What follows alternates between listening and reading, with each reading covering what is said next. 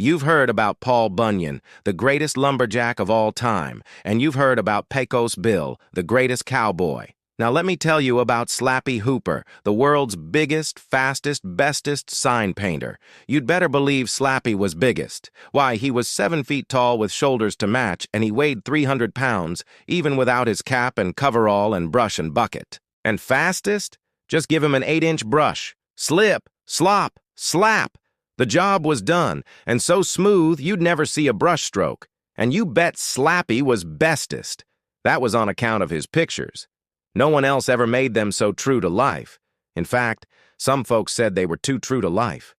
Slappy-ass trouble started with the huge red rose he painted on the sign for Rose-ass florist shop. "Slappy, it's so real," said Miss Rose Red, the owner. "Why, I can just about smell the fragrance."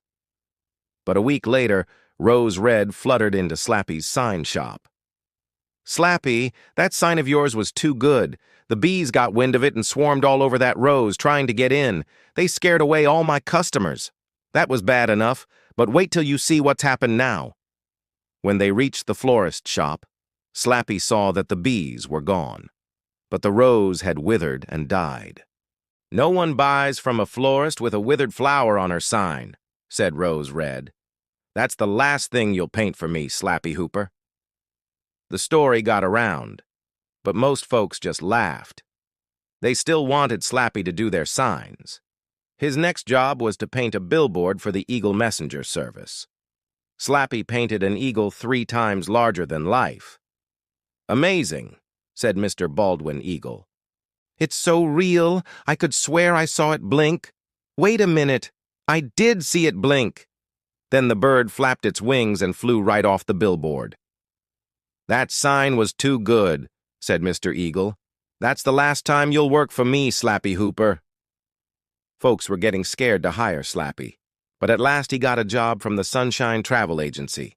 The billboard was to show a man and woman on a beach, toasting under a hot sun. Slappy painted it the day after a big snowstorm. "Wonderful," said Mr. Ray Sunshine. "Why, that sun makes me feel hot. And look, the snow on the sidewalk is melting." But a couple of days later, Slappy got a call.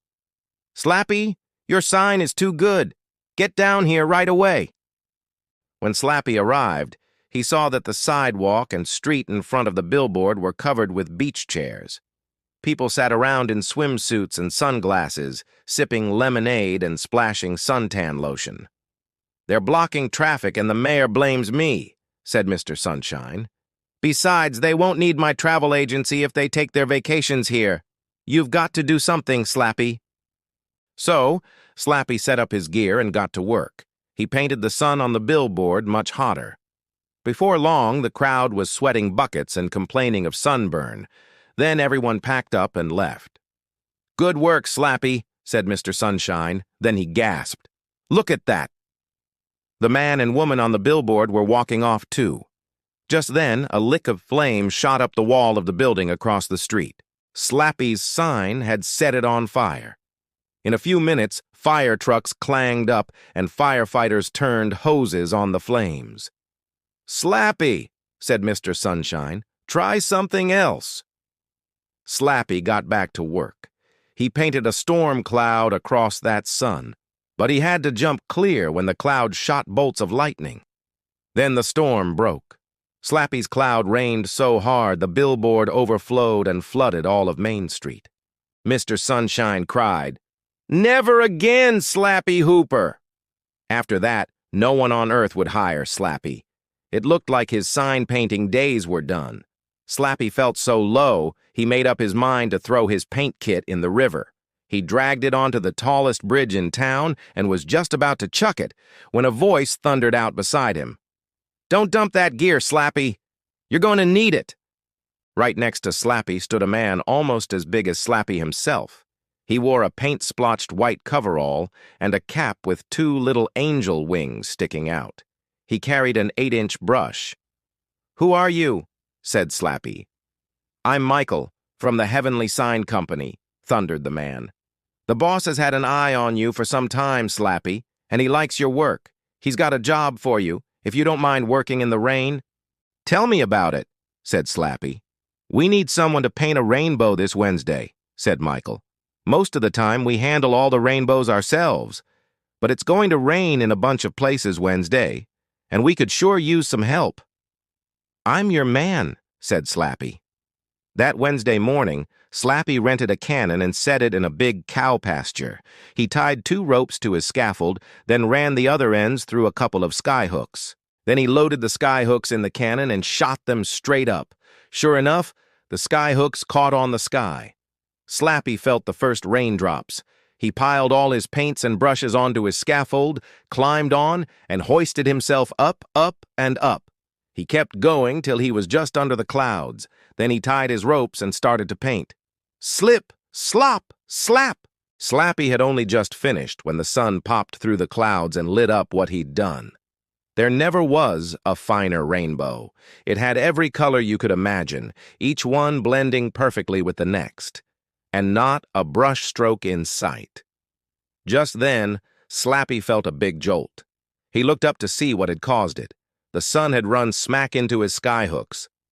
Slappy shut his eyes and waited for the long drop to the ground. But it never came.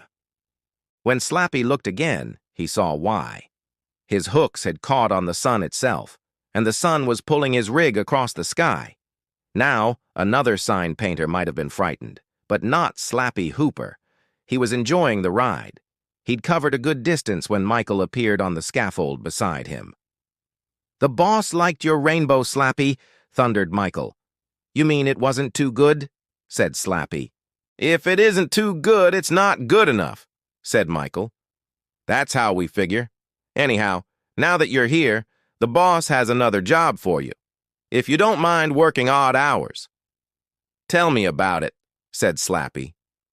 "It's the sunrise and sunset," said Michael. "I guess you know.